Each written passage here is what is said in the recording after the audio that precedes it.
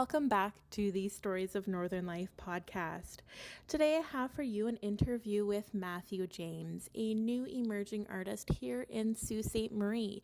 If you haven't already heard his music, you should check it out. You can find him on YouTube and Spotify by searching Matthew James and give his music a listen to.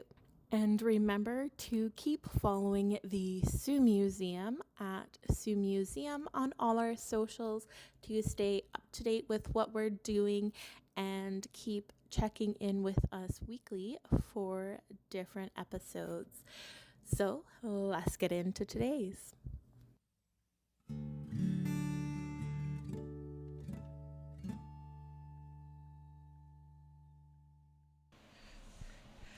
All right, so we're good to go. We're good to go. So, if you like, can you state your name? Sure. My name is Matthew James, and I'm living here now in Sault Ste. Marie. That's me. So, were you born and raised here in the Sault? I know. I'm a proud transplant. I was born and raised in Uxbridge, Ontario, which is farmland, kind of in the middle of nowhere, in between Algonquin and Toronto. If you've ever driven through to get to cottage country, you've probably passed it. And if you haven't, you probably have never heard of it. So I'm always surprised. It's one of those places where if someone knows where it is, it's a big deal. And I feel it's a very big deal to be one of the very few people from Uxbridge, Ontario. Yeah. But I've been here for about 2 years now with my partner, Courtney. So that's great. Yeah, love it here. Yes. Absolutely love it here. Yeah. Were you born and raised in the Sault as well? Yes, yeah, born and raised here. See, that's what a lot of our friends, our mutual friends, have said. That's what drew us to the Sault as well, was all the people who said we grew up here, went away for school, and then came back because we saw everything, and then the Sault just tops it. Yeah, it's a nice sort of small town, but like it has that small town feel, but it's still sort of a big enough city that it has everything, sort of. But yeah, my partner Courtney grew up in Chapleau. That's what brought me up here. Yeah, we'll get into that in a bit. But long story short, we lived there for a couple of years through the pandemic, and that's a very small town. Plus, adding on the pandemic too, where everything was closed, it gets very, very small. So yeah, that for both of us was very important. Having the ability to say hi to your neighbor on the street while also having, Tim Hortons when you don't want to make breakfast. You got to have a little give and take, right? Yeah. Have you lived? Where else have you lived around? Fredericton. Yes. Oh, New Brunswick. Yeah. How was that? Was that similar for small town for you? It was. Fredericton is sort of around the same size of the Sault. I think it might be a little bit bigger in area, but I think population-wise, we might be similar or something like that. But it is sort of like that quintessential, like East Coast town. Yeah. Like you have the sort of the jelly bean houses. Everybody is super friendly, like even more friendly than the Sault.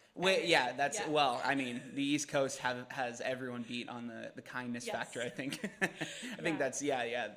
But it's sort of just like a different atmosphere out there. Just you have whatever that East Coast feel is, you have that over there. Oh, that's something that I wish we could bottle and just pour over the rest of the country. It's an infectious. I've only been to the East Coast a couple of times. Once when I was very, very little and I don't remember it, and then the second time when I was about 12, we went to PEI and did the whole cultural tour. And that's the one thing I took away from everything. It felt like everyone's kitchen was your own. It felt like you had been there always, and you were just coming home. That's the best way I could describe it. The East Coast. It's like, it's nothing. It's something if you've never been, you must experience just for the sake of humanity. Yes. Yeah. Yeah. So, what was life like growing up for you? What was life like growing up for me? In terms of childhood, I think for the most part, I had a pretty stereotypical Canadian upbringing, which is, a lot of small town living is very much what's the next event, when's the next barbecue, what's the next fundraiser, what's the next parade, what's the next, that was kind of, when I was growing up there, I think it's expanded now because the GTA is just always expanding. Yes.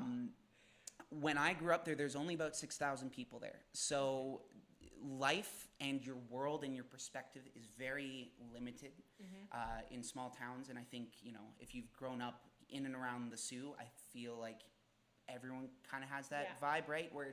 Where you hear about the outside world, you're close enough to it, but for the most part, it's fairly insular. Yeah. I had the experience of walking everywhere, riding my bikes everywhere, open door, no one locked their doors, like that kind of thing was. And then on top of that, everyone's parent was also your parent. Yes. So that, I'm not that old, but I'm in my late 20s now, and I do definitely remember that being a part of my upbringing as well. So for the most part, in terms of growing up, I was very, very fortunate to grow up where I did, and even though I don't live there anymore, I hold a very special place for Uxbridge in my heart. As you do, it's your hometown. Yep. We were also very fortunate to grow up with a very artistic and very open-minded community for a small town. I think that was really, at the time, really something quite unique about it. We grew up with 6,000, 7,000 people, give or take, in the area, and we had about 7 or 8 theater companies in town that were just flourishing. There's a couple of youth ones. There's a couple, strictly theater. There was ones put on the town musical twice a year. So that's where I kind of got my social education was in local theater. Which is why the Soo seemed like, long story long, which is why now it's really nice to feel a little bit of a homecoming in terms of that. I haven't gotten into any shows just yet, but I really do feel like that the arts and cultural center of a town really are one of those cornerstones where everything, the kindness factor, the way people interact in the town comes from that, sort of a linchpin for the town or the city that you're in. Yeah. Everything kind of springboards out of that, those artistically incredibly gifted, open-minded people. That's who raised me a lot in Uxbridge. Very fortunate for that, and very fortunate for those people, and that's why I feel like it's been such a really easy transition to living here in the Soo. Yeah. So growing up, what did you want to do? Well, I mean, captain for the Toronto Maple Leafs, but that's Austin Matthews now, so that's not going to happen. I put in an application, and they didn't get back to me. What I really, really, truly wanted to do when I was a kid was a history teacher. I wanted to be a history teacher. I loved, because of the connection to our cultural history, and there was a big impetus put on that in my hometown. I grew up with a sense of connection to the country that we call home. So I wanted to know more and more and more and more about it, quirks, flaws, and all, because it makes up our national story. That's what really encouraged me. That's what sparked my passion, I think, for history was, growing up really, really close to history itself. We grew up in a house that was a farmhouse that was built in the 1800s. So, it was just kind of, you grew up with ghosts, and it kind of rubs off on you. So, that was something that I was really, and still really, truly passionate about, is if you don't know your history, you're doomed to repeat it. I was kind of that. I was, it's a lot to ask a 17-year-old what they want to do for the rest of their life, and then also sign away your life to go try and do it. Yeah. But at that time, that's what I was leaning towards. I was still kind of like everyone else.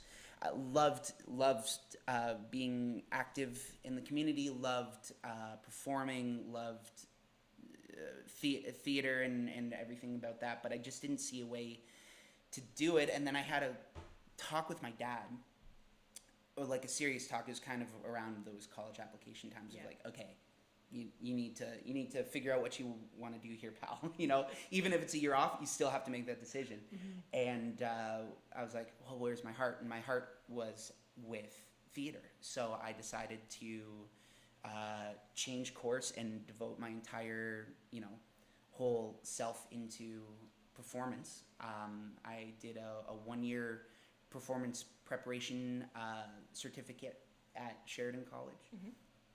And that's where I met my now fiance, Courtney. And then I decided to stay, and I did my bachelor's in musical theater performance and graduated in 2018. Excuse me. Had 1 year of doing the thing, the starving artist out in the world serving tables and auditioning for anything under the sun. And then the world shut down. And and I went, oh, okay. So, as fun as it is to act to no one in my room, I thought, there's got to be something. I've always I've prided myself in being of having an ingenuity streak of never really letting anything truly stop me from being able to share my creativity. So I decided I'd always been playing guitar, Canadian upbringing. Around the fire, someone always has a guitar, someone always has a songbook, and they're usually the same 25 to 50 songs, right? So that's kind of what while I was growing up, I was, in and out of guitar lessons, in and out of singing lessons. And I now had this degree in performance, and I didn't know what to do with it because there was nothing to do with it. So I decided to change courses and focus full time on writing music full time. And now we're here. Yeah, and now you do have 2 songs out, I believe. Yes, I do. Yes. So when you go on Spotify and you check out Matthew James, you will have Blow It Up and now Good Talk. Yeah, Blow It Up and Good Talk. Blow It Up was my first release just as the pandemic was starting. I think it was around 2020. And then Good Talk was 2021. That's part of an EP now that's coming out in November, which I'm very, very proud of. So, yeah. Yeah, and actually when I got the email from you, sort of saying you reaching out, you wanted to do this interview, I just said, okay, let's listen to some of the songs. So I started playing it just in the office, and one of my coworkers came in, and he's sort of our music guy around here, Rick Datson. He does the drums for Double Down. So he comes in and he's like, wow, that's a really Sioux sound. Oh, wow. Did he actually? Yeah, so that's cool. So he thought you're from the Sioux because you just had that sort of sound like you were sort of from the Sioux, which is sort of like that small town Canadian sound almost, maybe. That's Nicole. That's I feel 10 pounds lighter. That's a really cool compliment. Thank you. Well, thank him for me. That's really cool. That's a big vote of confidence from your town, because I think, I'm sure you experienced this in Fredericton as well. It's very difficult to move and integrate yourself into a really established community. Yeah. When I moved to, when I moved anywhere, I've moved a lot in my life, but when I moved here specifically, I made a concerted effort to try to remember every single person that I met. It got to the point where, everyone knew me, and I was trying to learn about 70,000 new faces. So, you do the best you can. But the biggest thing for me is to feel like you're part of this.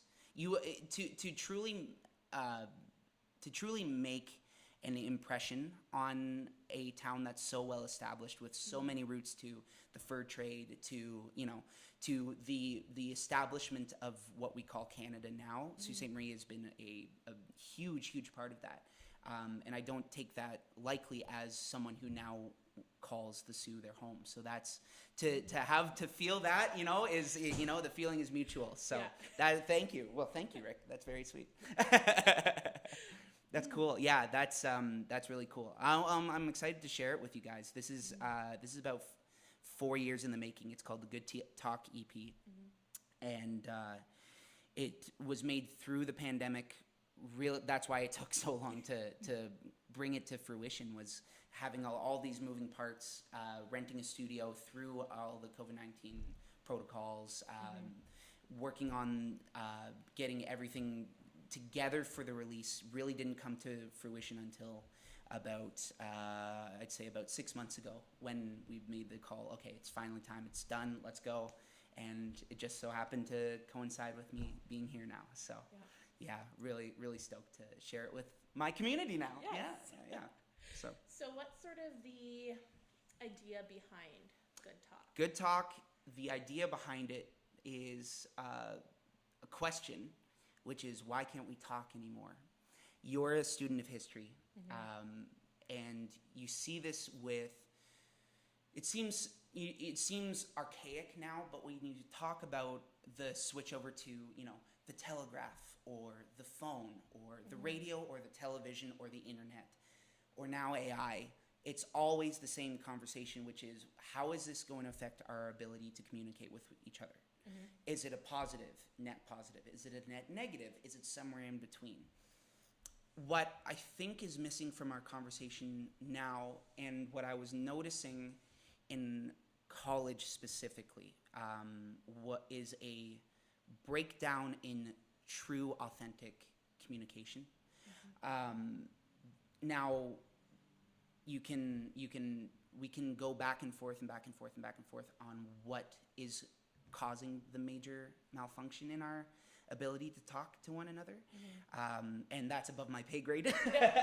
You know, I'm not running for office this year, so I'm not quite certain what exactly are all of the contributing factors. However, I do see that there are some elephants in the room that I can't speak for everyone else, but that I allow to dictate. I allowed, and I'm trying every day not to push back against how it dictates how I speak and how we speak to each other. There's what I've noticed, and what I noticed through the pandemic as well, is a lack of empathy when we're speaking to each other, a lack of benefit of the doubt. That, to me, is the beginning and end of any sort of meaningful conversation. We're recording a podcast right now, right? This like 4 years ago was never a thing. There's a yearning for long form discussion about important topics. And I think that yearning comes from, there's not a lot of time during our days now where we see, especially when I was writing this album, even more so, where we see people face to face, where we sit down without our phones and we talk. Yeah.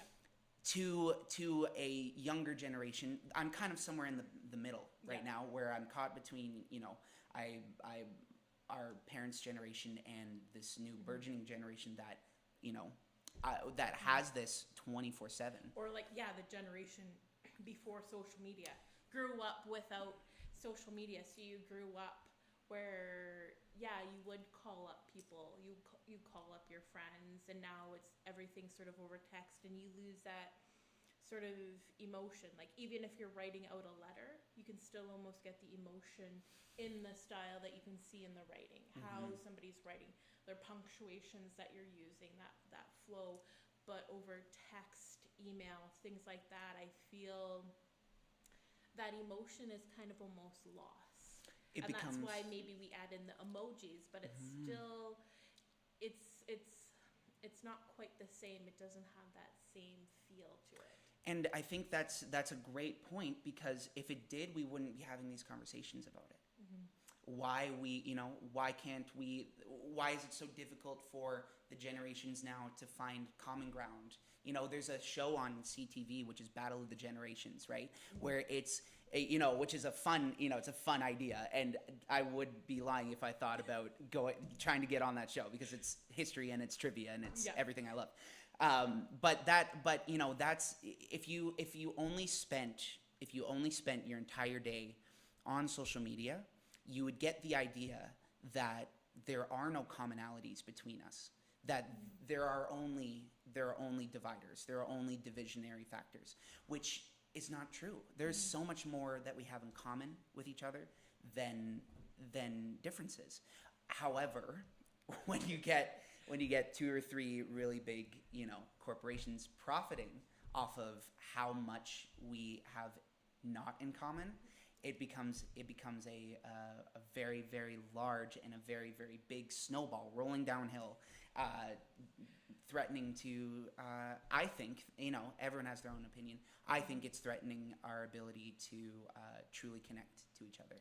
So when I came up with this idea for an album, an EP, a short album, extended play, a short album, it was directly from the idea of, why is it so difficult for us to communicate with one another right now? I don't claim to know the answer. Again, this is like buyer beware. There's no answers in this. It's all questions. I think that's where we get to meaningful change, is where you start becoming awareness, right? We talk about that in a lot of social issues, social factors. Now it's bringing awareness to these things, and I think this is something that's going completely untalked about right now. Maybe not fully, but again, watching my language, talking about good conversation. That's something that I'm truly passionate about. I think one of the ways as well that we can combat this is doing exactly what the CMU Museum is doing, which is fostering conversations about our connection to the past. We work we're working as a species on so hard about leaving this earth, about changing our way of being, becoming the elite parts, becoming this this ideal of humans, of a civilization. There's not a lot of emphasis put on the past and learning from the past, and what does it mean to truly learn from the past? As a country, we're wrestling with that right now, right? And have been arguably for the last 20 years, and in some real way, which is great to see. I think that this is something that's as important. If we can't come to the table, if we can't speak to each other in some meaningful way, then what's the point? Well, for any thing to grow, any plant or anything like that, it has to have strong roots, and so you need those roots, those connections to your past, to start to understand things, and then you can grow and flourish. What have you found doing? You say you've worked about 4 years now here. That's great. In the mecca of the Sault Ste. Marie historical building, what have you seen has what brings people, what intrigues people about the past? Because we're both history buffs. There's something internally about us that draws us to that. I'm wondering what you've seen. What I see the most is people coming in, and it's either somebody is looking for something because their grandma or grandpa had this, so they're looking for some connection to sort of that past. Can they connect with that again, to sort of feel connected to their grandparent again, or something like that? Or they're coming in to just for something to do, and they're wandering through, and then they start to really discover what a museum is and what a museum can be. So it's sort of that amazing thing where you have people that come in and say, oh, I've never been here, I've lived here all my life. You always get that. And they come in and they explore the museum, and to just see how much they can learn about their community. How did their communities start to form and come about? All the different parts that sort of make us up is really interesting. Those like little just fun tidbits even that people can learn. And I think that's really interesting because you also have you were saying the Sioux is really big in theater and music. Huge. And things like that. So we have our exhibit here on music, so people can come in and see that all the bands of the past. They can add really cool. Those names in as well. The Sioux Music Project, add those names in, so you have that connection. Or the other big thing about the Sioux is sports. Oh, yes, so yes, absolutely. That's the other huge thing. So you come in here and you see the sports. So there's that other connection too of, okay, yeah, I remember this guy, watching him play. He's who,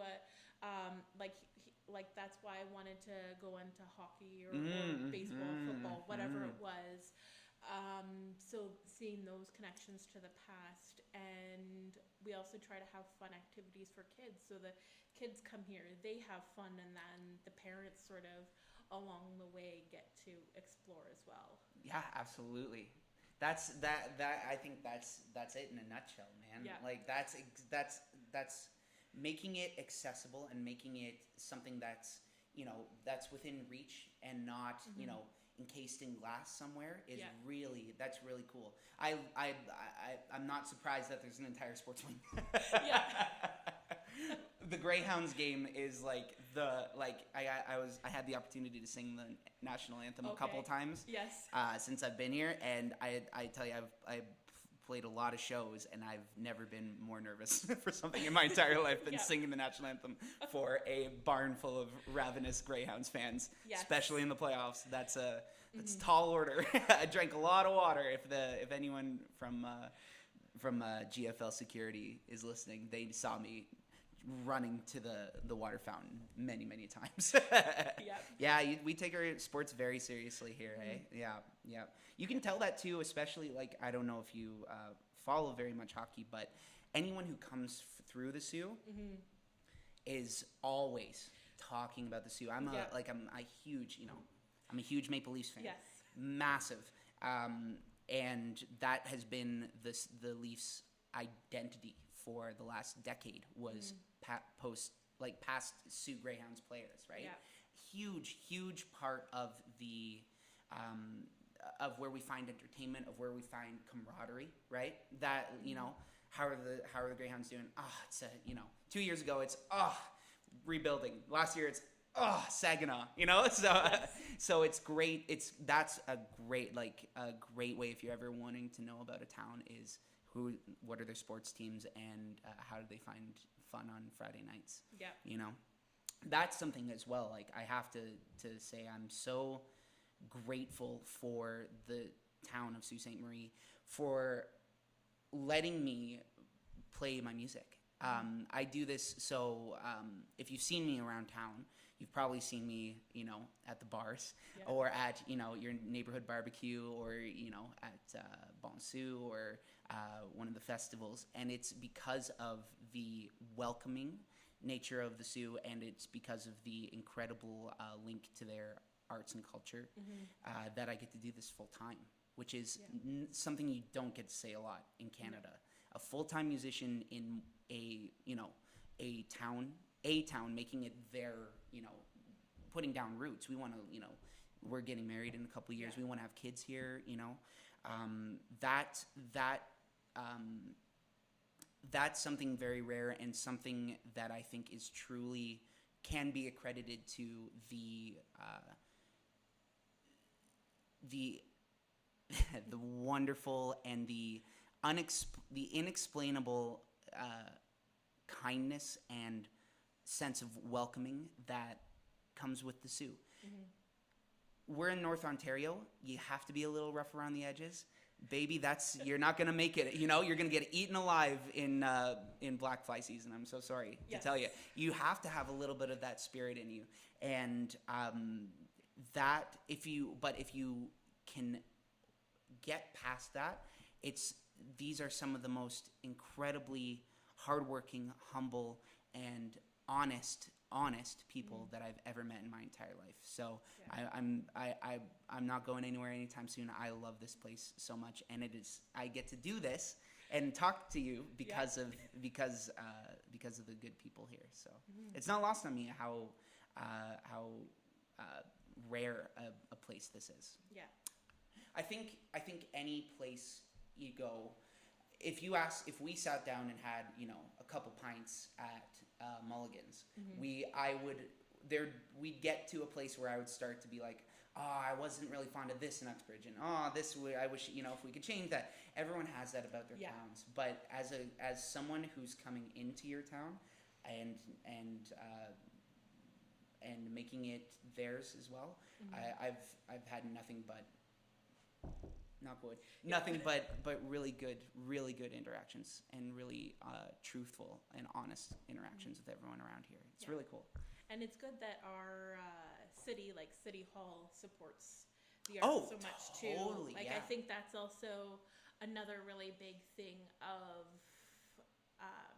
how our arts is able to thrive, not just with all of like the community theaters we have and everything like that, but just sort of everybody coming together, and even City Hall supporting music and the arts, and sort of bring that in, because they also see that as a big tourism drive to bring people in.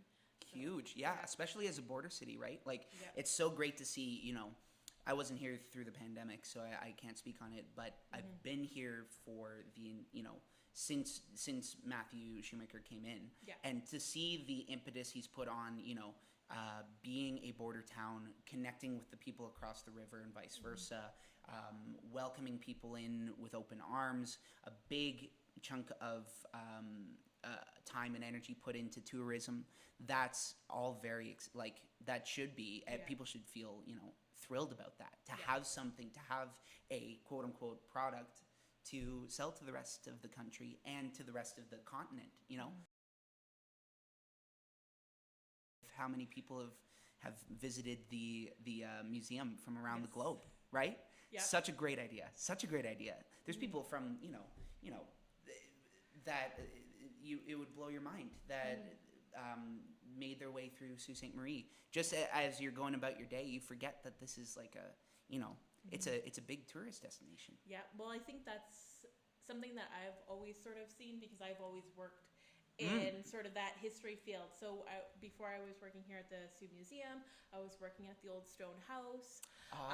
And so always coming in and always seeing the tourists coming in. So you always get to sort of see where people are coming from. And that was always something that I sort of knew, is that everybody is coming through the Sault because of the bridge you're going through, or you're just traveling through from one side of Canada to the other, so you're just passing through the Sault on the highway. It's the pit stop between Thunder Bay and Toronto, right? Yeah.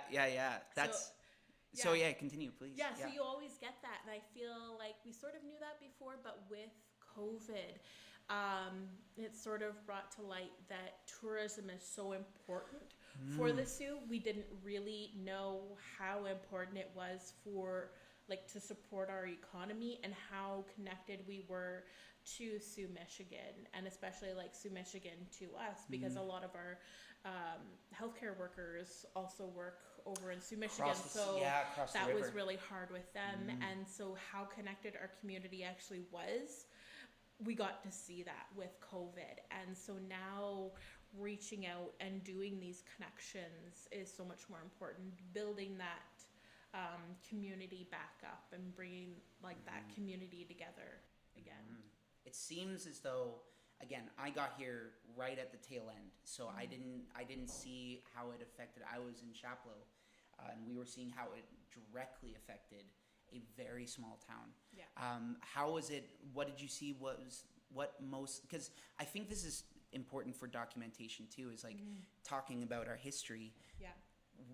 it feels like we're so like the last year and a half we've been like, oh, okay, let's go back to real life. You know, like there's been such an impetus put on a forget it. Yes. You know, but I think it's important to talk about what we went through and how that, how that is now. It's like you're seeing it in the housing market. You're seeing it in the trying to buy a car. Like those things are just now starting to come back to normal, whatever that means. They're starting to ease up. How much our economy has suffered. What did you see? Like you talked about the importance of tourism here in the Sioux. What do you think was the biggest change you've seen? So a lot of our sort of tourism, like our tourism sector, I guess you could sort of say that is a museum and those destinations where tourists come to. So we as a museum had to figure out, okay, we're closed. People can't come and visit us. How else can we reach out? So that's when we started doing more on our social media, and then starting the podcast and things like that, where we get to reach out to the public in another way and have that other connection. But you also see like just being here in sort of like one of the big corners of downtown, of all the businesses that had to shut down, like those small businesses that couldn't stay open. And now also because of that economic impact of even small businesses now are struggling, like they can't afford to have a storefront, and so really struggling with that. But then other things flourished out of it, like the Algoma Makers Market. And so the community also coming together like that, where you see, yes, it was hard for the community, we were really struggling, but there was those people that persevered so much and brought out these big things to support everybody, like bringing all the makers together, having that way to have your small business, even if you can't have a storefront, you can still have people coming by like weekly to see your stuff and to talk with them. And I feel that was such like a big thing that you could really look and see of just how our community is so good at sort of coming together and pushing through everything. And so we really try to support everybody through as well, like lifting everybody up and bringing them along as much as we can. I think one of the best compliments you could pay someone from the Sioux is resilience. Yeah. I just played I believe it was a community event out at Bells Point. I think it was also a fundraiser for the Garden River Fire Department. Okay. So it was under the guise of, like come out, there's going to be food, there's going to be, but it was really, a funding for them. Yeah. It was last Saturday when it was just pouring torrential rain. We were on the phone with the organizer. Is it going to go on? Should we do it? I thought, you know what? I wouldn't be a Northern boy if I couldn't handle a little rain. So I went out, played. Like 7,500 people showed up. Yeah. In the torrential, and you know what they're doing? They're trying to build a fire. They're out uncovered out there, no jackets, out there with lighter fluid, trying to get a fire go. Like I'm like, this is the North in a nutshell, man. Come rain, come snow, come sleet, come shine, we're going to be there and we're gonna have a good time. Yeah. That's something like, oh, I'm getting misty talking about it, but that's something that I think we can rest on our laurels as a society. A lot of the time where it becomes, this person is doing this to me, this, oh, I can't believe, there's so many ways to look at the world in a negative light. Mm-hmm. When you see a community rallying around a cause, when you see how hell-bent they are on having a good time, no matter what is going on in the world, it is a testament to the resiliency of that community, and the Sioux has that in spades, man. It does not matter what's going on. We're gonna come and we're gonna support your business, which is so like what else could you ask? Like what seriously? What could you ask for more in a community? Yes, there's things that we need to work on together, and that's why we hopefully go out and vote the people in who can make real, legitimate change in the community. Day to day, this is what we can do. We can learn about our history. We can have honest conversations about how best to grapple with the day-to-day, the day-to-day goings and the bustle and hustle and bustle of business and industry here. And then at 5 o'clock, where's the best place we can all have a polite discussion on where the best beer is, where's the best patio. That's something that is truly special. Really, really, truly special. As a proud transplant myself, that's something that I've really noticed about your community. So, yeah, I love it here. So, if you want to gush, we can gush about this a little bit more. Yeah, sure. So, where do you see sort of your music going? This is something that this is my. Well, that's a good question. If only we had a podcast to talk about it. This is something that I'm constantly working on. Being a musician in Canada is very challenging in its own right. Very rewarding, but very challenging in its own right too. There's just trying to get my thoughts together because this is something that I think living here in the Sioux and working here in the Sioux is the best problem I've ever had as an artist, which is this. I went into music kind of not really knowing what I was doing. I have a degree in theater.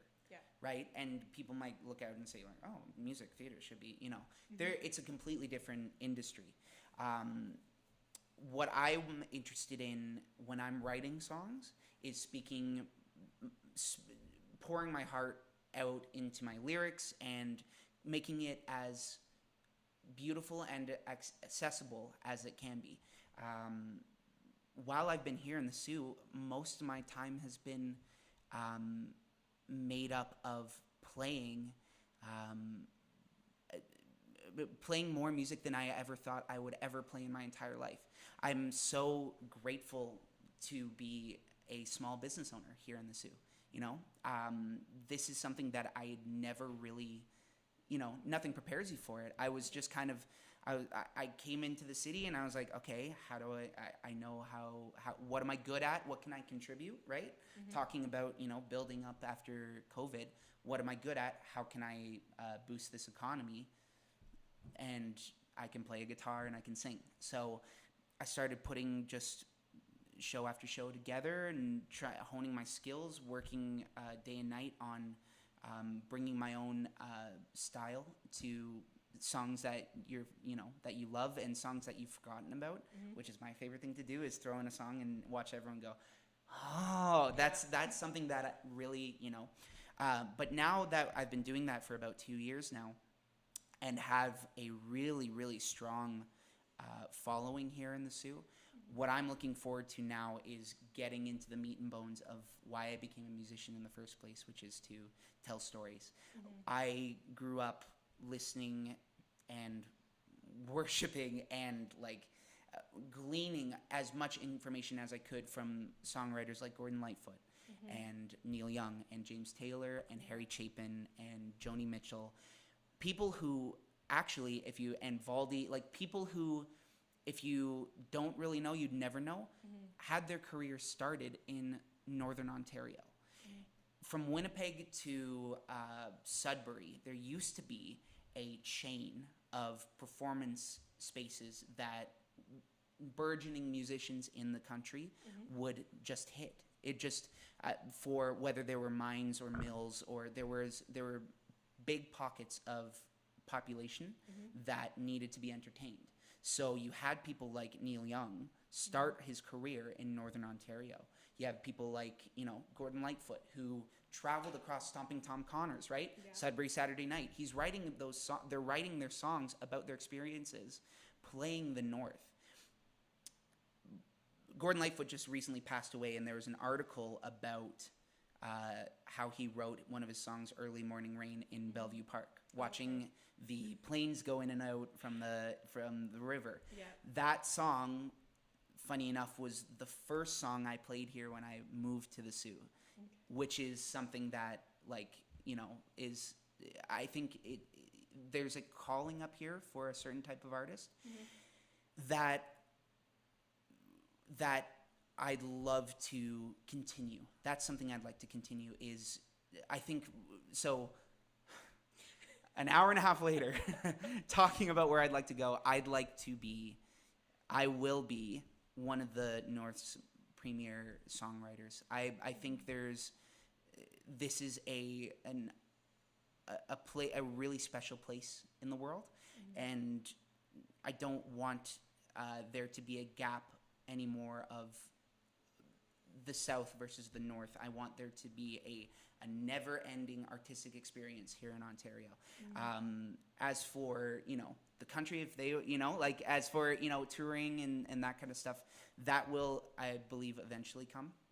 However, I think if our whole discussion today is about growing strong roots, I'm really looking forward to growing even stronger roots here in the Sault, cutting an album with hopefully what I'm hoping is all Sault musicians, and really trying to work with the town, getting this town to where it absolutely can be, which is a must stop on your tour of Canada. I really truly believe this town has a lot to offer, not just in the economic sense, in the artistic and cultural sense too.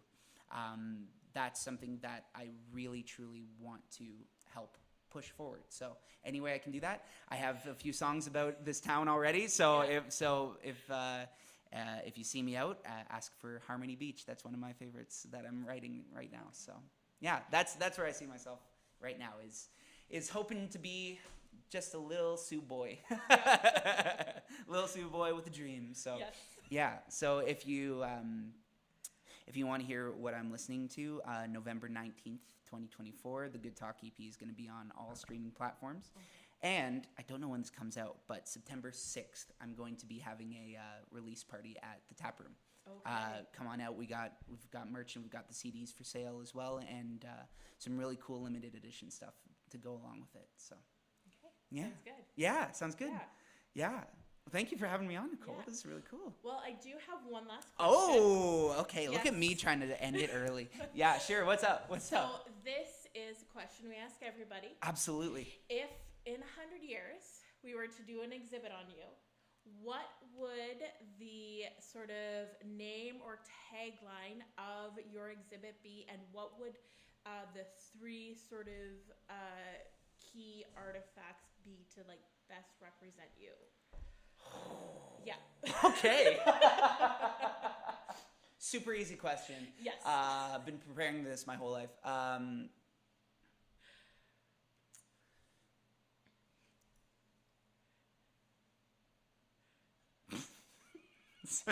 Sorry, I'm just trying to think of do I be poetic? Do I throw it to the wind? Do I Matthew James?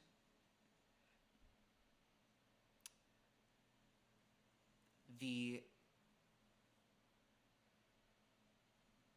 local artist that made it big, or the biggest local artist you've ever known. That's cool. That'd be cool. Yeah. I and the three artifacts you said? Yes. 3 artifacts would be my guitar, my wedding rings, which I don't have yet. Yeah. But I will soon enough. And does it have to? Yeah, my catalog of songs. Okay. That's what I'm most. Yeah, that's my catalog of songs. Okay. Perfect. Yeah. So, do you want to plug anything before we leave off? Where can people follow you? Sure, Anything? sure. Yeah. Oh, yes, yes. Funny you should mention. I run without social media. So what I think, and you see this when I play, I have a sign that says, less social, more local. And I don't mean talking. What I mean is less social media. I think I'm old enough now to make the decision to really have true, meaningful conversations with people. And if you want to support me, best way to support me is to join my email list. We put out I don't bug you much, just once a week to tell you where I play and to tell you what's going on in my life. I'll give you the link. I'll give the Sioux Museum the link of how to get there. But the best way to support me is, honestly, check out any one of the bars or any festival, anything going on in the Sioux. 95% chance I'm there, and if I'm not, well, I'm sure I'll be there next week. So, yeah. All right. Thank you so much. Thank you, Nicole. It's a pleasure meeting you. Thanks for chatting with me today. Yeah. It's great.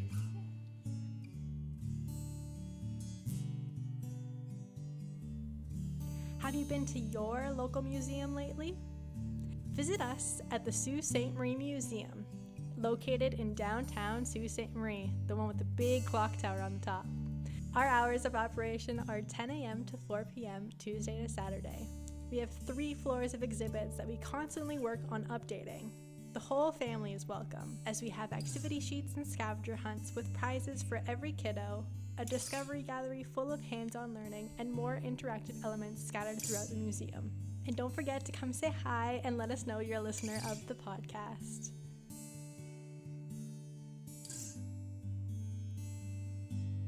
Hi, I'm J.L. Fizzell, and I write and publish poetry inspired by nature and the art of being human.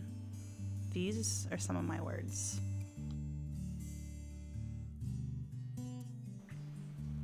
Sometimes it can be hard to keep your head up. This poem is a reminder for you for all the times that you struggle with that. It's called An Artist's Soul, and you'll find it in my 4th book, Human Nature. A soul dancing a ballet of chaos, thrashing about in the storms, created beauty in her whirlwind simply by bowing at the end.